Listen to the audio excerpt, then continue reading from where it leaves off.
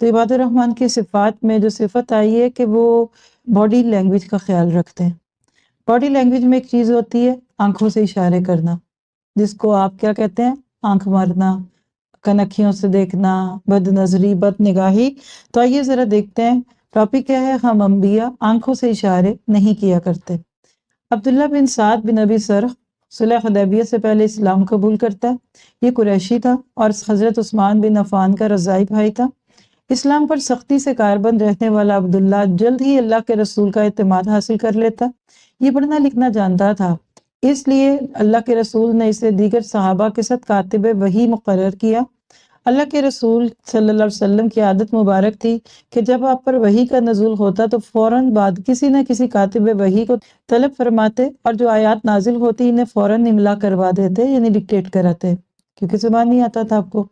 ایک مرتبہ سورۃ مومنون کی آیات نازل ہوئیں تو اس کو اللہ کے رسول صلی اللہ علیہ وسلم نے بلوا بھیجا۔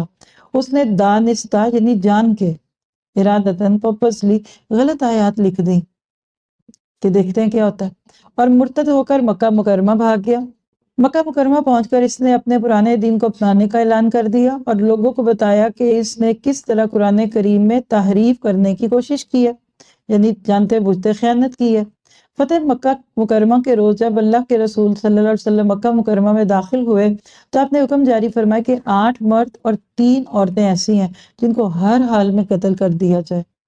ان 8 مردوں میں ایک عبداللہ بن سعد بن ابی سرح بھی شامل تھا۔ اعلان ہوا کہ یہ لوگ اگر غلاف کعبہ کے ساتھ بھی چمٹے ہوئے ہوں تو بھی ان کو قتل کر دیا جائے۔ اللہ کے رسول کے حلم، آپ کے عفو درگزر اور اعلیٰ اخلاق کو دیکھیے کہ ان بڑے بڑے مجرموں میں سے بھی بعض لوگوں کو معاف کر دیا گیا۔ عباد الرحمن کون ہوتے ہیں؟ معاف کر دیتے ہیں۔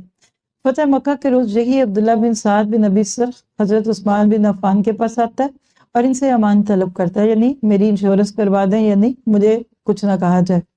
وہ ان کے گھر میں چھپ جاتا ہے۔ جب تھوڑا سا وقت گزر جاتا ہے تو حضرت عثمان رضی اللہ عنہ اسے لے کر رسول اللہ کی خدمت میں حاضر ہوتے ہیں اور آپ سے عفو درگزر اور معافی کے طلبگار ہوتے ہیں۔ اللہ کے رسول خاصی دیر تک خاموش رہتے ہیں۔ اللہ کے نبی صلی اللہ علیہ وسلم سے امان طلب کی گئی ہے۔ سوچئے عبداللہ بن سعد بن ابی سرح کا جرم کوئی معمولی جرم نہیں تھا۔ قرآن میں خیانت تو کسی طور پہ بھی گوارا نہ ہو۔ اس شخص نے اسلام اور وحی کے پورے نظام کو ڈھانے کی کوشش کی تھی اور یہ شخص کسی صورت معافی کے قابل نہیں تھا، مگر اللہ کے رسول کے اعلیٰ اخلاق کو دیکھیے کہ آپ خاصی دیر تک خاموش رہے، یعنی سوچتے رہے یا اللہ سے گائیڈ لائن لے رہے تھے۔ پھر ارشاد ہوتا ہے نام، چلو ٹھیک ہے، اسے امان دی جاتی ہے، اس کی معافی قبول ہے۔ جیسے ہی آپ نے اسے معافی دی، اس کی سزائے موت منسوخ ہو چکی ہے کہ قائد اعلیٰ صلی اللہ علیہ وسلم نے اسلام کے اس بڑے دشمن کو بھی معاف کر دیا۔ تھوڑی دیر بعد عبداللہ بن سعد بن ابی سرح حضرت عثمان کے ساتھ عفو درگزر سمیٹتے ہوئے واپس چلا جاتا ہے۔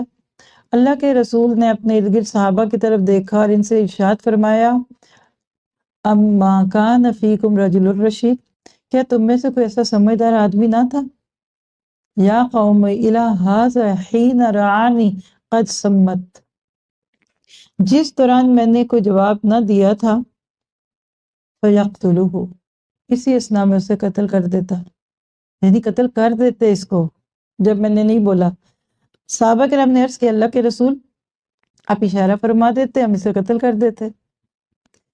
یہ اعلیٰ اخلاق۔ آپ نے جو ارشاد فرمایا ان النبی لا یقتل بالاشارہ، یعنی ایسے اشارہ ہاتھ سے ہوتا ہے نا قتل کر دو، کہ نبی کسی کو اشارے سے قتل نہیں کیا کرتے۔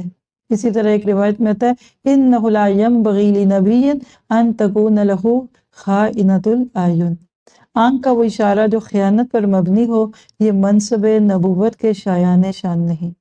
اب یہ واقعہ سنن نبی داؤد میں بھی ہے، سیرت نبوہ میں بھی، اور کئی جگہ پہ موجود ہے بدائع اور نہائر میں۔ آپ کو مجھے اس سے کیا ملا؟ اپنی باڈی لینگویج کنٹرول کریں۔